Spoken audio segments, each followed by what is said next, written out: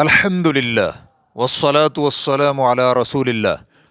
کیا غافل دل کے ساتھ صرف زبان سے ذکر کرنے پر بھی اجر ملتا ہے؟ سوال کیا گیا ہے، جب میں تسبیح یا اللہ کا ذکر کرتا ہوں تو میرا دل حاضر نہیں ہوتا بلکہ خیالات ادھر ادھر بھٹک رہے ہوتے ہیں، کیا ایسی حالت میں کیے گئے ذکر پر بھی مجھے ثواب ملے گا؟ الجواب بعون اللہ سبحانہ و تعالی، ذکر الہی اعلیٰ ترین اعمال اور اللہ تعالیٰ کا قرب حاصل کرنے کے بہترین ذرائع میں شامل ہے۔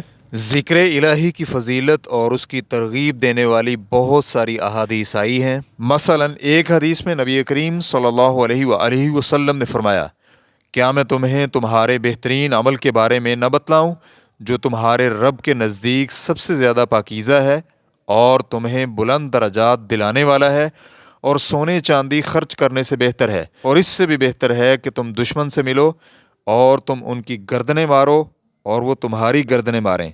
صحابہ نے عرض کیا، ضرور۔ تو آپ صلی اللہ علیہ وآلہ وسلم نے فرمایا، اللہ کا ذکر۔ اسے ترمذی حدیث نمبر 3373، ابن ماجہ حدیث نمبر 3790 نے روایت کیا ہے، اور علامہ البانی رحمہ اللہ نے اسے صحیح ترمذی میں صحیح قرار دیا ہے۔ ذکر کی سب سے اعلیٰ صورت وہ ہے جس میں دل اور زبان دونوں شریک ہوں، اس کے بعد وہ درجہ ہے جس میں صرف دل سے ذکر کیا جائے، اور تیسرے درجے میں وہ ذکر ہے جو محض زبان سے کیا جائے۔ ان تینوں میں انشاءاللہ اجر ضرور ملتا ہے۔ امام نووی رحمہ اللہ فرماتے ہیں، ذکر کبھی دل سے ہوتا ہے کبھی زبان سے، اور سب سے افضل ذکر وہ ہے جس میں دل اور زبان دونوں شامل ہوں۔ اگر صرف ایک پر اکتفا کیا جائے تو دل کا ذکر زبان کے ذکر سے افضل ہے۔ ریفرنس کے لیے دیکھیے کتاب الاذکار صفحہ نمبر 20۔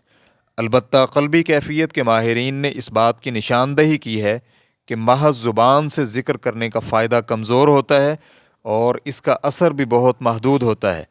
چنانچہ ابن قیم رحمہ اللہ فرماتے ہیں، ذکر کی 3 اقسام ہوتی ہیں۔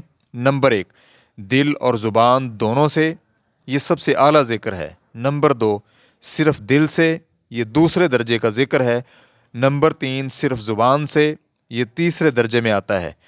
تو ان میں افضل ترین ذکر وہ ہے جس میں قلب و لسان دونوں شریک ہوں، جبکہ محض دل کا ذکر زبان سے افضل اس لیے ہے کہ یہ معرفت پیدا کرتا ہے، محبت کو جگاتا ہے، حیا کو ابھارتا ہے، خوف پیدا کرتا ہے، اللہ کی نگرانی کا احساس دلاتا ہے، عبادت میں سستی سے روکتا ہے اور گناہوں سے باز رکھتا ہے، جبکہ تنہا زبان سے ذکر ان میں سے کچھ بھی پیدا نہیں کرتا، اس لیے اس کا اثر کمزور ہوتا ہے۔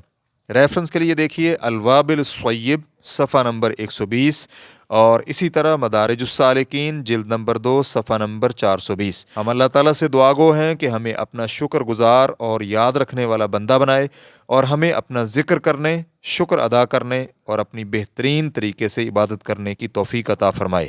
آمین، واللہ تعالی اعلم۔ اسلام کیو اے ریکارڈنگز، مؤسسۃ الشیخ محمد صالح المنجد، المملکۃ العربیۃ السعودیہ، فتویٰ نمبر 72826۔ والسلام علیکم ورحمۃ اللہ وبرکاتہ۔